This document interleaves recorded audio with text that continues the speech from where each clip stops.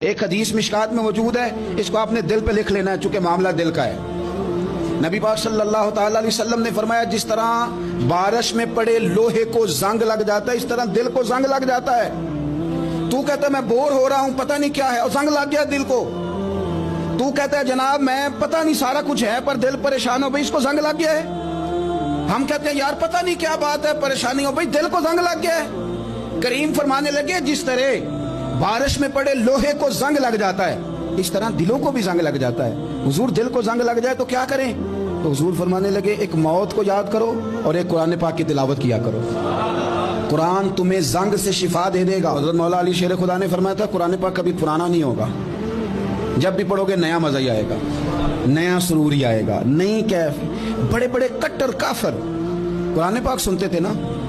ایک دن عتبہ کہنے لگا ابو جہل سے اور دیگر لوگوں سے کہ بڑی ہو گئی لڑائی، بڑی ہو گئی بحث، اس طرح کرتا ہوں میں جا کے نہ تو محمد ابن عبداللہ صلی اللہ میں جا کے بات کرتا ہوں حضور سے۔ عتبہ آ گیا کہنے لگا میں مذاکرات کرتا ہوں۔ سب نے کہا چل تو سیاںا آدمی ہے سمجھدار ہے چلا جا۔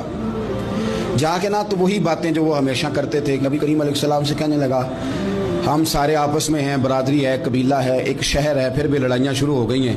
جو آپ کا کلمہ پڑھتے ہیں وہ الگ ہو گئے، جو ہمارے معاذ اللہ طریقے پہ ہیں وہ الگ ہیں، تو کوئی بات چیت نہ کر لیں بیٹھ کے۔ تو حضور نے فرمایا کرو نا۔ کہنے لگا اگر آپ سرداری چاہتے ہیں تو ہم دیتے ہیں، اور اگر آپ مال و دولت چاہتے ہیں تو معاذ اللہ ہم دیتے ہیں، جو آپ کہتے ہیں ہم کرتے ہیں۔ وہ بڑی اس نے لمبی چوڑی تقریر کی، جتنی آفریں گنا سکتا تھا گنوائی۔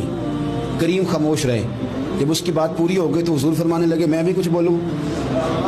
کہنے لگا بولیں۔ میرے نبی پاک نے قرآن پاک پڑھنا شروع کر دیا، چند آیتیں پڑھی، کھڑا تھا بیٹھ گیا، پھر اٹھ پڑا، کبھی ادھر جاتا ہے کبھی ادھر آتا ہے۔ حضور نے تلاوت ختم کی، کہا کوئی بات کرنی ہے؟ کہنے لگا نہیں مجھے اجازت دے دے۔ واپس گیا، جب گیا نا تو ابو جہل دور سے دیکھ کے کہنے لگا جو گیا تھا وہ تو عتبہ تھا اور یہ جو آ رہا ہے یہ کوئی اور ہے۔ حضرت صدیق اکبر نا اپنے گھر کے سین میں بیٹھ کے قرآن پاک پڑھتے تھے تو رویا کرتے تھے، روتے تھے۔ مکے کے کچھ سردار اکٹھے ہو کے نبی کریم کی بارگاہ میں گئے، کہنے لگے ایک تو صدیق اکبر کو منع کریں کہ قرآن اونچا نہ پڑھا کریں، اور اگر اونچا پڑھنا ہے تو پھر ان سے کہیں پڑھ کے رویا نہ کرے۔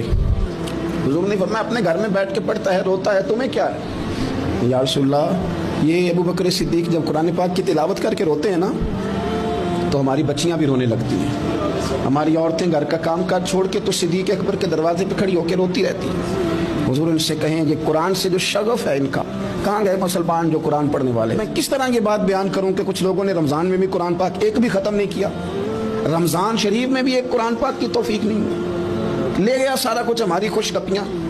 کمال ہو گئی، ہم نے سوچا ہی نہیں، فکر